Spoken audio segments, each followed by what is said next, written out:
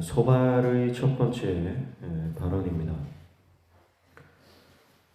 엘리바스와 빌닷과 소발, 이 세 친구는요, 각각 자기의 주장을 펼치고 있지만 그 주장이 다르지 않습니다.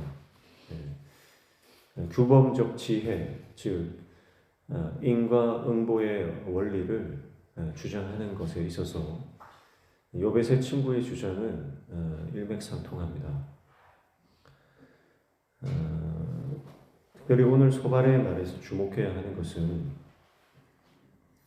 하나님의 그 위대하심, 초월적인 하나님에 대해서 이 소발이 알고 있어요. 그런데 그 하나님에 대한 위대하신 초월적 하나님에 대한 지식을 결국은 인과응보의 원리에 접목시키는 자기 틀 안에서 벗어나지 못하는 그런 모습을 볼 수가 있습니다.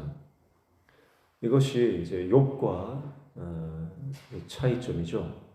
욥은 동일하게 하나님의 위대하심과 초월성에 대해서 고백합니다. 그런데 욥의 결론은 뭐냐면 그 위대하시고 광대하시고 그리고 초월적인 그 하나님에 대해서 인간은 이해 불가다라고 하는 거예요. 도무지 우리가 그것을 다 이해할 수 없고 하나님께서 왜 이런 일들을 행하시는지에 대해서 인간은 해석할 수가 없다는 겁니다. 그런데 오늘 이 소발은요, 그런 동일한 하나님을 알고 있지만 그 하나님에 대해서 결국은 규범적 지혜 안으로 하나님을 가두게 되는 것입니다. 오늘 소발의 주장을 보면요, 아주 신랄하게 욥을 비판하고 있습니다.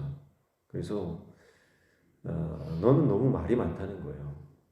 자, 2절에 보니까 말이 많으니 어찌 대답이 없으랴. 말이 많은 사람이 어찌 의롭다함을 얻겠느냐. 3절에도 내 자랑하는 말이 어떻게 사람으로 잠잠하게 하겠으며 내가 비웃으면 어찌 너를 부끄럽게 할 사람이 없겠느냐. 4절에도 내 말에 의하면 내 눈은 정결하고 나는 주께서 보시기에 깨끗하다 하는구나. 이렇게 말해요. 소발은요, 욥을 향해서 너 참 말 많구나. 네가 그렇게 말을 많이 하지만 너 그 말하는 것만큼 실속이 없다.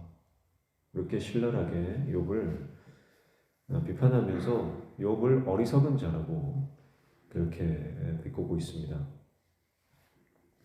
많은 말로 자랑하는 것을 더 이상 들어줄 수가 없고 또 너를 침묵시킬 수도 없으니 너는 이제 좀 부끄러움을 당해야 된다. 그런 이야기를 하고 있는 거죠. 그래서 욥의 이 주장을 가만히 듣던 소발은요, 마음이 너무 답답해서 욥을 책망하고 있는 것을 볼 수가 있습니다. 그러면서 하나님께서 이 어리석은 욥을 좀 깨닫게 해주시기를 그런 이야기를 하고 있습니다. 그러면서 욥 6절에 보시면 지혜의 오묘함으로 내게 보이시기를 원하노니 이는 그의 지식이 광대하심이라 하나님께서 너로 하여금 너의 죄를 잊게 하여 주셨음을 알라. 이렇게 말해요. 그러니까 하나님께서 너가 죄가 없는 게 아니다. 하나님께서 너가 죄 없음을 잠시 잊게 해주셨다. 그렇게 말하고 있어요. 그러니까 욥이 나 잘못한 게 없고 내가 무슨 잘못을 해서 이런 고난을 당한 게 아니다. 그렇게 말하는데 이 소발은요, 그거 너 착각이다. 이렇게 말해요. 착각이다. 너가 죄가 없을 리가 없다. 이렇게 말하는 거죠. 자, 말을 함부로 하는 겁니다. 욥의 말의 진정성을 파악하지 못하는 겁니다. 욥이 그렇게 내가 정말 나는 하나님 앞에서 부끄럽고 연약한 존재지만 내가 하나님 앞에서 특별히 죄를 지은 게 있어서 이런 일을 당하는 게 아니다. 하나님이 하시는 일을 나는 알 수 없지만 그래서 내가 왜 이런 일이 일어났는지 설명할 수는 없지만 그러나 그렇다고 해서 내가 하나님 앞에 큰 죄를 지은 건 아니다. 그런 욥의 말에 대해서 착각하지 말고 하나님께서 생각나게 하시면 너 죄투성이다. 그렇게 말하고 있는 거죠. 그러면서 7절 이하에 보시면 하나님의 위대하심, 전능성, 그 초월성에 대해서 다시 말을 하면서 8절 보시면 하늘보다 높으시니 내가 무엇을 하겠으며 수월보다 깊으시니 내가 어찌 알겠느냐 이렇게 말하면서 네가 안다라고 말하는 하나님, 그런데 너 사실 제대로 하나님을 알지 못한다 그렇게 결론을 내려버려요. 아무리 네가 지혜롭다 한들 하나님의 지혜의 오묘함과 지식의 광대함을 알 수가 없다. 그렇게 말하는 거죠. 사실 그렇습니다. 하나님은 인간의 모든 지식을 동원해도 알 수 없는 분이죠. 인간의 모든 경험을 다 대입해 보아도 하나님을 이해할 수 없습니다. 하나님은 그래서 하늘과 수월의 영역까지 주관하시는 분이다. 인간이 알 수 없는 영역까지 다스리시고 주관하시는 분이 하나님이시다. 이렇게 소발은 말합니다. 그런데 욥이 다 아는 것처럼 그런 말을 하니까 소발이 네가 어찌 알겠느냐, 아는 척 좀 그만해라, 그렇게 말하는 것이죠.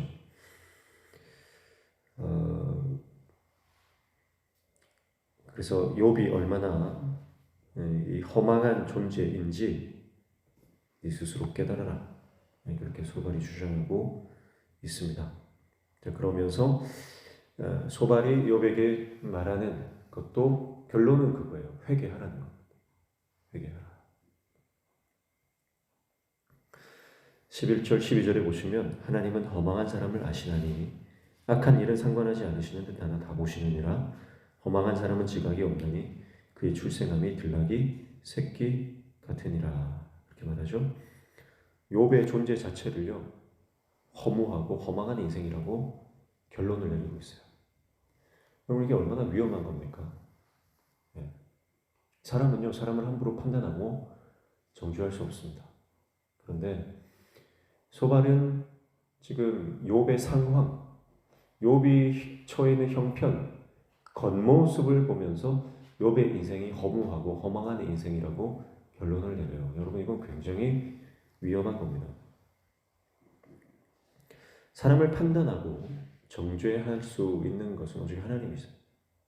사람은 사람을 정죄할 수 없습니다.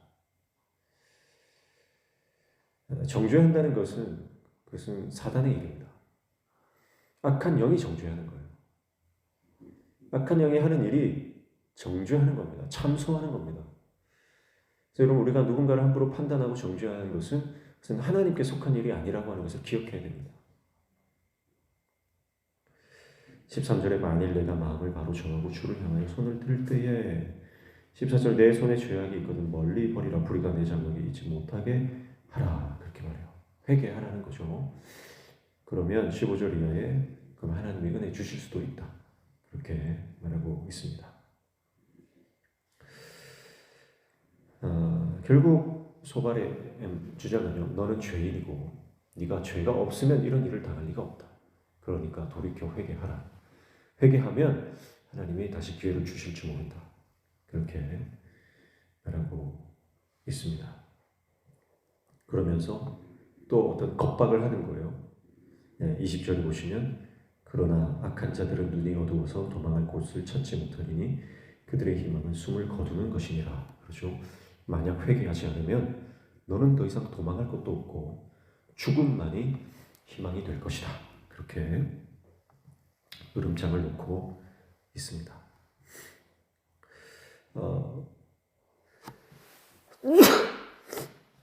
욥이 지난번 얘기했던 것처럼 이런 친구들의 말은요, 마치 군대가 자신을 치는 것 같다 그렇게 표현을 했죠.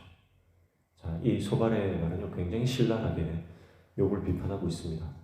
그래서 욥은 이 친구들의 말이 너무 가슴 아파요.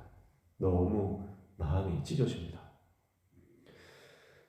함부로 내뱉는 말이 그 영혼을 죽일 수 있습니다. 함부로 판단하고 정죄하는 것이 그 사람을 더 절망으로 끌어내릴 수 있다는 것이죠. 힘들고 어려울 때 참 마음을 지키기가 힘든데 그 마음을 지킬 수 있도록 우리가 그에게 위로가 되고 격려가 된다면 얼마나 좋을까 그런 생각을 하게 됩니다. 결국 사람을 다치게 하는 것은 어떤 큰 행동이나 행동보다는 말이 그를 다치게 한다는 것을 우리가 기억해야 할 것입니다. 그럼에도 불구하고 욥은요, 이 위기를 통해서 하나님을 더 깊이 알아가는 것을 볼 수가 있습니다. 고난은 하나님의 광야 학교를 들어가는 입학식이라고 볼 수가 있습니다. 그래서 믿음의 사람은 고난의 때에 더욱 감사합니다. 위기의 때에 더욱 찬양합니다. 여러분, 마귀는 우리가 불평할 때 당연하다 그렇게 생각하며 자신의 계획이 잘 이루어지고 있다는 것을 기억하면서 만족해할 것입니다.